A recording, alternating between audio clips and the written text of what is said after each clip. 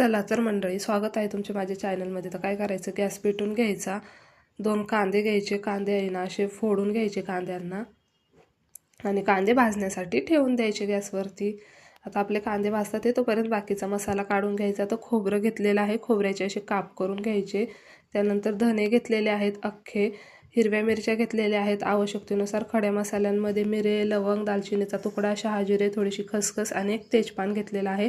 मध्ये मध्ये कांद्याला असं हलवून व्यवस्थित असं भाजून घ्यायचं आहे. त्यानंतर लगेच गॅसवरती तवा ठेवायचा, तव्यामध्ये तेल टाकायचं, खोबरं मस्त असं लालसर रंग येईपर्यंत भाजून घ्यायचं एकदम अशा प्रकारे. त्यानंतर खोबरं साईडला करून घ्यायचं. खड्या मसाल्यांमध्ये लवंग, मिरे, दालचिनी घेतले होते ते पहिले टाकून घ्यायचं. लगेच धने टाकायचे जेणेकरून दालचिनी वगैरे ते जळणार नाही. नंतर कांदे भाजून घेतले होते ते टाकायचे. कांदे असे मस्त कुस्करून घ्यायचे आहेत आणि मस्त सर्व छान असं भाजून घ्यायचं आहे. पुन्हा नंतर जे खसखस आणि थोडीशी शहाजिरे होते ते टाकायचे आणि ते पण सर्व लगेच काढून घ्यायचं आहे.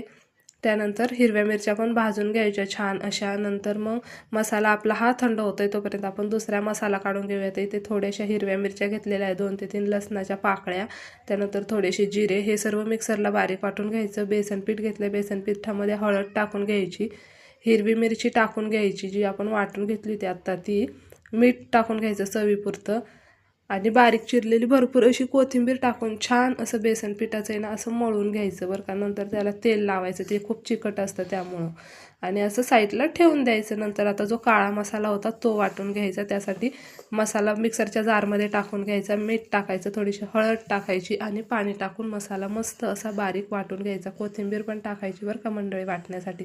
त्यानंतर मसाले वाटून झाले की लगेच गॅसवरती पातेलं ठेवायचं, त्यामध्ये आवश्यकतेनुसार तेल टाकून घ्यायचं आणि जो काळा मसाला आपण वाटून घेतला होता तो टाकायचा. त्यानंतर थोडासा चिकन मसाला आणि थोडा नगरी झटका मसाला टाकलेला आहे मी. मस्त असं परतून घ्यायचा आपला मसाला.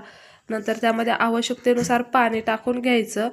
आता आपल्या भाजीला उकळी येते, चवीपुरतं मीठ टाकून घ्यायचं. भाजीला उकळी येते तोपर्यंत आपण इकडे जे बेसन मळून घेतलं होतं ते घ्यायचं, त्याला भरपूर असं तेल लावून घ्यायचं. पहिले मी पीठ लावलं होतं पण त्याच्यामुळे ते काय मला लाटता आलं नाही, त्यामुळं भरपूर असं मी पोलपाटाला आणि लाटण्याला पण तेल लावून मस्त अशी त्याची गोल अशी मोठी चपाती लाटून घेतली. त्यानंतर चाकूच्या सहाय्याने त्याचे असे पीस कट करून घ्यायचे आहेत बघा एकदम अशा प्रकारे.